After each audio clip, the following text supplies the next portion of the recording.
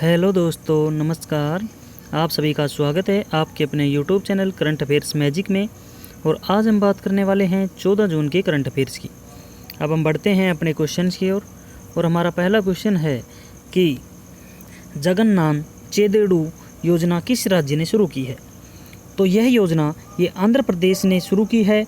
और जो आंध्र प्रदेश के सीएम हैं वाईएस जगनमोहन रेड्डी, इन्होंने कोविड-19 महामारी के कारण अपनी आजीविका जुटाने में जो असमर्थ हैं, टेलर है, नाई है, वाशरमैन है, इनको वित्तीय सहायता देने के लिए इन्होंने जगन्नाथ चेदाडू योजना की शुरुआत की है। जो इस योजना का लाभ है वो जो 60 वर्ष से कम आयु के लगभग 2.5 लाख लाभार्थी हैं, उनको 10,000 रुपये की एक मुफ्त वित्तीय सहायता प्रदान की जाएगी, जिसमें 82,347 राजकोष धोबी हैं, 38,767 नाई और ब्राह्मण हैं और 1.5 लाख दर्जियों को ये वित्तीय सहायता प्रदान की जाएगी। अगर बात करें तो छात्रों के लिए स्कूल किट भी दी जाएंगी। और इसके अलावा जो 3 अगस्त को स्कूल खोलने के आदेश दिए हैं, तो उनमें प्रत्येक किट में किताब, नोटबुक, जूते, मोजे और 3 जोड़ी वर्दी भी इनको दी जाएंगी। और राज्य सरकार ने इसके लिए 40 लाख छात्रों के लिए 1.20 करोड़ वर्दी बनाने का ऑर्डर भी दिया है। और जो आंध्र प्रदेश के मुख्यमंत्री हैं वो हैं वाईएस जगनमोहन रेड्डी, और यहाँ के राज्यपाल हैं विश्वभूषण हरीश चंद्र। हमारा अगला क्वेश्चन है कि पंचवटी योजना का शुभारंभ किस राज्य में हुआ है। तो जो पंचवटी योजना है इसका शुभारंभ हुआ है हिमाचल प्रदेश में। और यहाँ के सीएम हैं जो जयराम ठाकुर, इन्होंने जो राज्य में के ग्रामीण क्षेत्र में रहने वाले जो वरिष्ठ नागरिक हैं उनके लिए इस योजना का शुभारंभ किया है, यानी पंचवटी योजना का शुभारंभ किया है। और इस योजना के अंतर्गत हिमाचल सरकार है जो वो राज्य के जो प्रत्येक विकास खंड के सभी आवश्यक सुविधाएं हैं उनसे लैस पार्क और उद्यान स्थापित करेगी। और राज्य सरकार चालू वित्त वर्ष में राज्य में लगभग 100 पार्क खोलने पर विचार कर रही है। ऐसे में जो बुजुर्ग लोग हैं इन पार्कों और उद्यानों में टहलते हुए अपनी खाली समय बिताने का अवसर प्रदान करना चाहते हैं। और इसका उद्देश्य है साथ साथ जो स्वास्थ्य की आवश्यकताएं हैं उनको ध्यान में रखते हुए वरिष्ठ नागरिकों की जीवन प्रत्याशा में सुधार करना है। और ग्रामीण विकास की मनरेगा योजना के तहत इनका कार्य पूर्ण किया जाएगा। और यहाँ के राज्यपाल हैं वो हैं बंडारू दत्तात्रेय। हमारा अगला क्वेश्चन है कि एम-पेस ने संपर्क रहित एटीएम निकासी सक्षम बनाने के लिए किसके साथ भागीदारी निभाई है, यानी किसके साथ साझेदारी की है। तो एम-पेस ने साझेदारी की है मास्टर कार्ड के साथ में। और जो एम-पेस है एक क्लाउड आधारित भुगतान समाधान सर्विस प्रोवाइडर है। और पेमेंट सिस्टम इंडिया ने ये कोविड-19 महामारी के मद्देनज़र रखते हुए और भारत में संपर्क रहित एटीएम सेवा शुरू करने के लिए मास्टर कार्ड के साथ इन्होंने साझेदारी की है। और इस साझेदारी के अंतर्गत मास्टर कार्ड, एम-पेस और मास्टर कार्ड द्वारा जो संचालित एटीएम हैं कार्डलेस एटीएम लॉन्च करने की भी सहायता की जाएगी। और इस पहल के माध्यम से जो उपयोगकर्ता हैं एटीएम के बिना डेबिट क्रेडिट कार्ड डाले पैसे निकाल सकेंगे। और यूएस के बाद भारत एकमात्र ऐसा दूसरा देश है जिसने उपयोगकर्ताओं के इस तरह के संपर्क रहित एटीएम की सुविधा उपलब्ध कराई है। जो मास्टर कार्ड इसका हेडक्वार्टर है वो है न्यूयॉर्क यूएस में। और इसके अध्यक्ष और सीईओ हैं अजय पाल सिंह बंगा। हमारा अगला क्वेश्चन है कि भारतीय रेलवे ने हाई राइज OHE पर 1 डबल स्टैक कंटेनर ट्रेन का सफलतापूर्ण संचालन किया गया है, वो कहाँ किया गया है। तो यह किया गया है गुजरात में। और गुजरात के पालनपुर और बोटाद स्टेशनों के बीच में इसका संचालन किया गया है, जो किया गया था 10 जून 2020 को। अब इसकी बात करें तो एक नया विश्व रिकॉर्ड कायम किया है इन्होंने।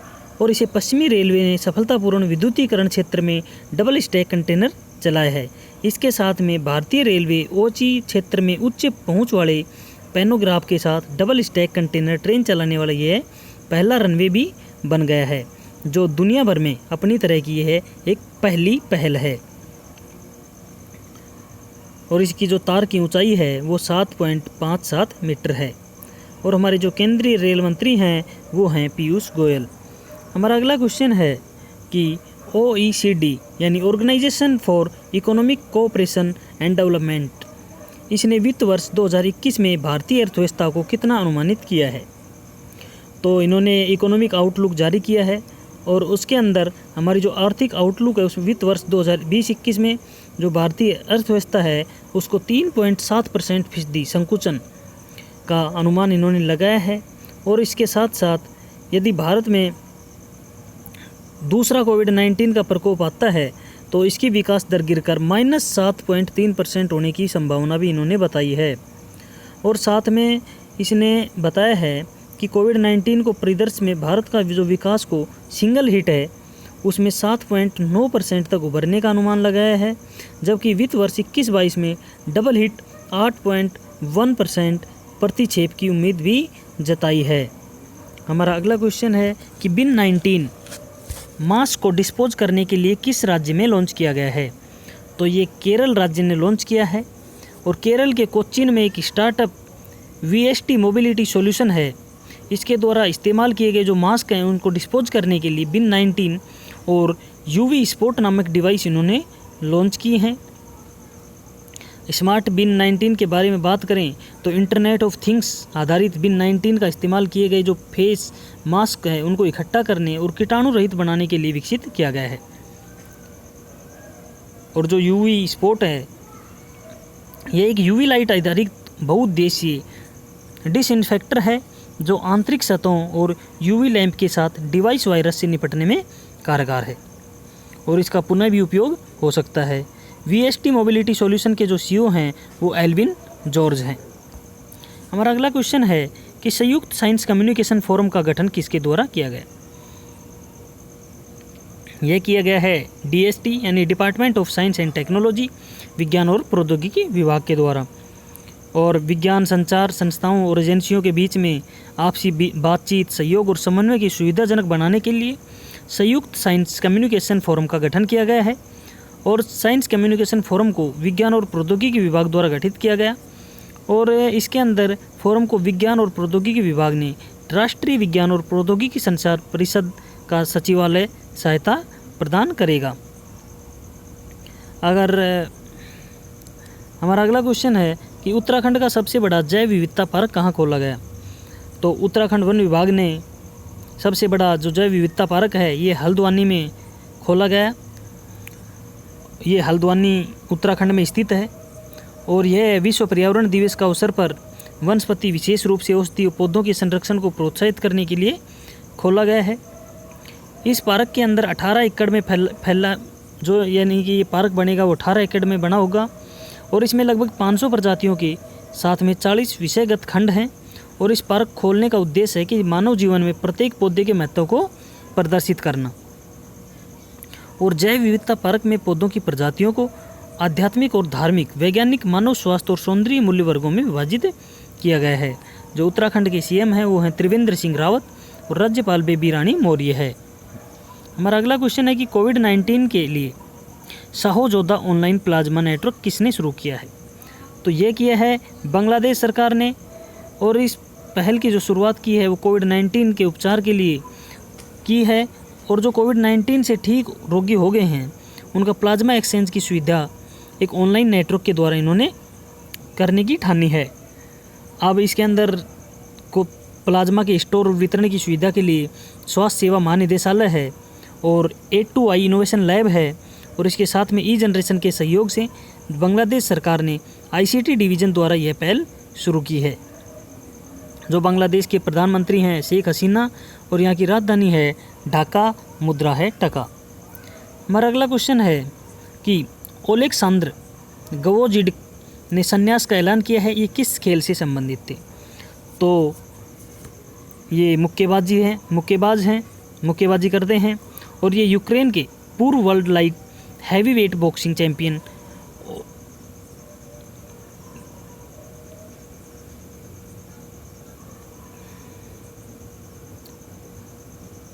ओलेक्सेंडर गोजडिक ने संन्यास की घोषणा की है।